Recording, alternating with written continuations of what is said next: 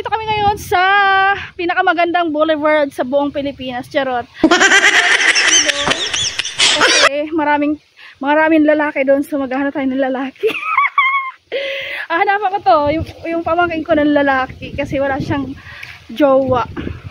So tara, explore natin yung magandang boulevard na pinag-aagawan ng China at saka Philippines. Yan doon. Puntahan natin.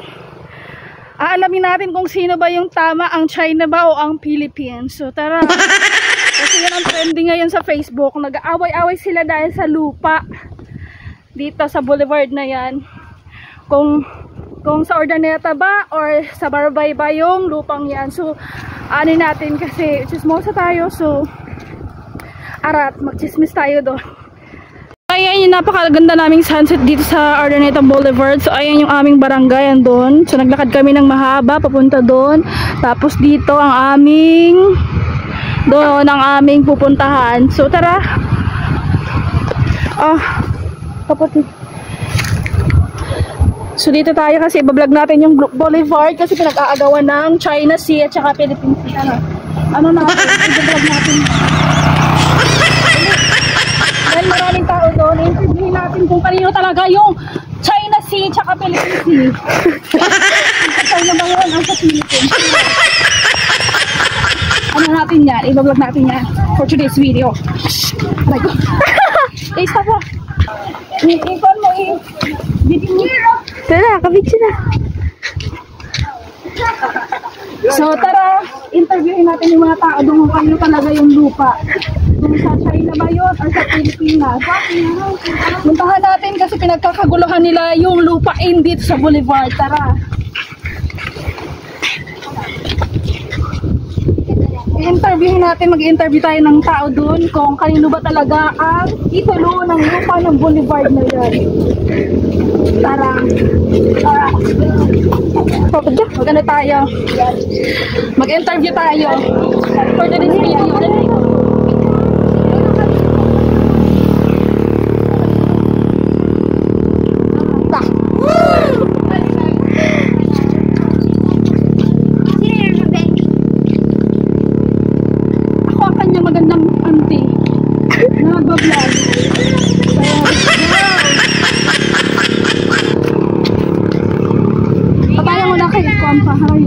Tapos paano ako vlog? Ay, iyan naman ako.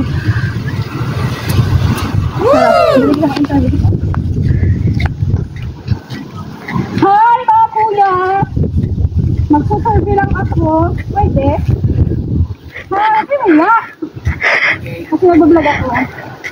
So ngayon, trending kasi sa Facebook ngayon sa Ordaneta ang lupa ng boulevard. So tatanungin ko kayo, survey lang to kung kanino ba talaga lupa yan. Ay, wala kaming alam dyan. Wala kayong alam? Labas na kami dyan kasi kung magko-comment. Pero tumataga saan kayo? Taga Ukad. Taga Ukad ka mo? Opo. Taga Labasayas ka mo? Opo. Kay maraming nagsasabi naman, marami daw nag-away-away sila dahil sa lupa ng boulevard. So, kung sa Ordaneta. Bye-bye. Malait pa ako noon. Itong boulevard na to, wala pa yan dito. Dito kami ng imbaw dyan. So, doon kung kanino ba talaga lupa yan kasi nag-aaway-away sila. So, pupuntahan namin. Salamat sa interview. Sige. Bye. Stop muna kayo. Kuya, ano ka ba sa story ng boulevard? Yung pinag-aagawan yung lupa, tsaka yung itong party na to ng lupa. Taga saan ka ba? Taga Barbay ka Ordaneta? Ay, aling ka? So wala ka palang alam. Wag na, stop. Meron kasi pinag-aagawan. So nag-interview kami ng mga taga saan yung nakatambay. Taga Ordaneta, Barbay, kasi pinag-aagawan nila kasi. So ayun, nag-interview kami doon. Kasi taga Ordaneta ako, which is alam ko naman yung history ng boulevard na ang may-ari talaga nito, ang may titulo talaga nito original ay taga Ordaneta. So ngayon kinukuha daw ng Barbay. So mag-interview kami doon. Survey lang. So thank you. Bye. Tara, stop. Now.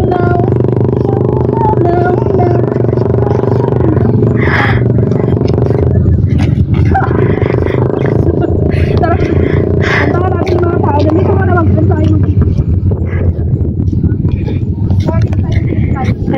mga lalaki man yan. Picture dali, picture. Wait. Tala.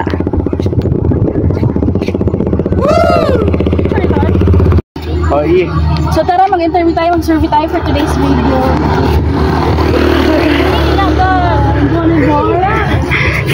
Tara, dito tayo. Hi mga kuya,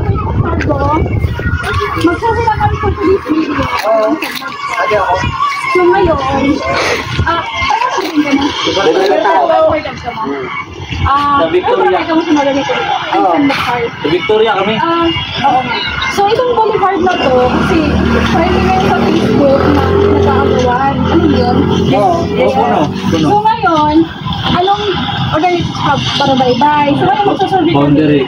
Oo. Ngayon, magsasurvey ako kung sino talaga yung may-ari.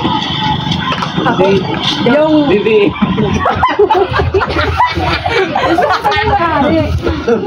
Ano ba yung sino may-ari? Yung talaga merong ano? Hindi na kami nakala. Titulo. Sikuan? Sigan! Tira Edge. Kaya naman na, vlog. Tira ang Boulevard talaga, pero bye-bye. Ato rito mo, no? Parang boundary ba? Doon lang ang organization. Pero niyan, di ba may taga-ordeneta na may unising titulo na nakuha niyan. Ito ang titulo sa DENR. So may yung nagsaradidaging butang. May audio. Ay, ang butahira. Paano niya paniniwala? Para bye-bye. Mawala ka na amo hapos, mawala ka na amo question. So, mawala ito na ako survey. So, thank you. Sa nanungalan sa nanay mo ko. Sa vlog ko? No. Marvic Tagagtad na vlog. Sa Facebook ko is Marvic Tagagtad. Kung pwede yung search, pwede yung search kasi 1,000 plus na ako sa YouTube. Paano ko na lang? 1,300. Ano to?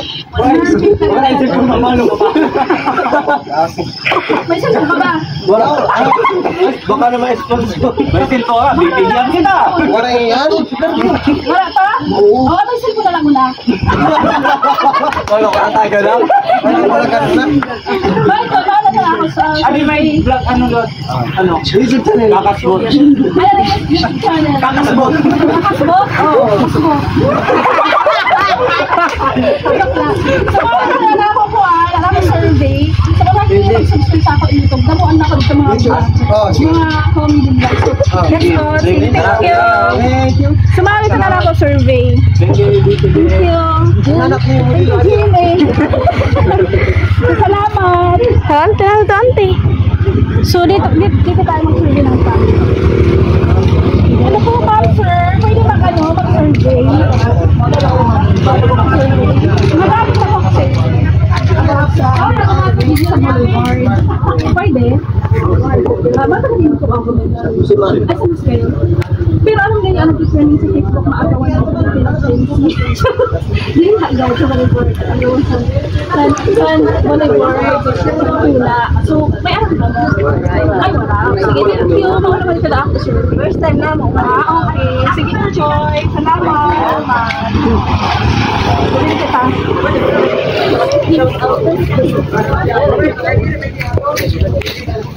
So, i-stop mo na. So, ayan guys, yan yung nakikita nyo mga bahay kubo. Yan yung mga tinayo dyan sa boulevard, sa harap ng boulevard. Tapos yan yung mga simentong cottage. Maganda dyan pag sunset, tapos pag gabi na kasi may mga ilaw-ilaw dyan. So, ayan yung kanyang view. As you can see, mayroon isang building dyan na yan yung pinagtatalunan ng Ordaneta at saka ng Barobaybay. Kasi, yan nga yung nagtayo dyan na sinasabi nila na hindi naman daw may-ari ng lupa pero tinayuan ng building na yan. Kumuha lang yung may-ari ng building permit. So, kaya nagkakagulo ang Ordaneta tapos ang Barobaybay. Pero ngayon, may nakuha na kasi ang Ordaneta, ang may-ari talaga ng Ordaneta na titulo, kaya meron nang ipapakita ang Ordaneta na talagang sila yung may-ari ng boulevard. So makikita nyo yung titulo na nakalagay doon sa una, sa first na tulay doon papunta sa Barobaybay, boundary ng Barobaybay tsaka Ordaneta, yung tulay na yun. Di ba, Nay? So, doon nyo makikita ang nakapaskil na titulo. Malaking tarpaulin ang nakalagay doon. So, pupuntahan natin ngayon para makita nyo din yung titulo na yon na nagpapatunay na ang tunay na may-ari ng boulevard na yan ay si Antonio Macabuhay. So, titingnan natin para makita ng madlang people na meron talagang tunay na titulo na galing sa DNR. So, yan. Kikita nyo naman doon. Pupuntahan natin for today's video. Tara, samahan nyo ako para makita nyo din. Para yung mga taong walang alam, malalaman nila. So, yan ang ganda ng boulevard. Maraming makukuha dyan ng mga shells. Kung manguha ka dyan, maraming pangulam dyan. So, ayan na. Malapit na tayo sa titulo na nakapaskil doon na... dali, Bing. Video ako. Dali, Bing. Video ako kay vlog na to. Maya, titulo ka na. So, hi guys! Andito tayo ngayon sa boundary ng Barobaybay tsaka Ordaneta. Di ba boundary to? So, ngayon, papakita ko sa inyo kung sino talaga ang tunay na may-ari ng boulevard na yan na pinag-aagawa ng Ordaneta tsaka Barobaybay. So, tara, ito yung titulo na kinuha ng may-ari, ng mga anak ng may-ari kasi patay na kasi yung tatay nila. So, ngayon, may nagpatayo kasi doon ng building na hindi naman sa kanya, no? Sa kanya lupa. So, tara, tingnan natin yung mapa. Ito yung transfer certificate of title. So, ito yung titulo na nagpapatunay na ang may-ari nito ay si Antonio Macabuhay. So, ayan. So, hindi to fake kasi inasikaso to ng kanyang mga anak, ng kanyang apo. So, ito yung titulo na original na kinuha ng kanyang mga apo tsaka anak sa DNR. So, ito yung nagpapatunay na simula dito sa boundary ng Barobaybay tsaka doon sa boundary ng Ordaneta na yung boulevard ay pagmamayari pa rin ni Antonio Macabuhay, which is siya lang talaga ang original na may-ari kasi ito yung kanyang titulo. So, yan lang. In-explain ko lang kasi meron palang mga nagba-vlog na ang inaano nila ay pagmamayari ng Barobaybay. So, ngayon, ito yung titulo na katunayan na siya yung may-ari. Hindi siya fake. So, ito. Na walang nagmamayari kundi si Antonio Macabuhay lang. Which is, nung bata pa ako, nasaksihan ko yung talagang lupa niya yan, wala pang boulevard dyan, hindi pa maayos yan, talagang kanya yan. Meron pa nga siya dyan type na binabantayan niya dati yung kanyang fish pond kasi sa kanya pa yan dyan mga mangrove. So, ayun lang para malinawan ang lahat, para wala nang may aangkin na hindi naman sa kanya lupa at saka walang titulo. So, ito yung nagpapatunay na si Antonio Macabuhay ang may-ari ng lupain na simula rito boundary ng Barobaybay papuntang Ordaneta. So, yun lang. Kung sino man makapanood, so i-subscribe nyo na lang ako. Thank you!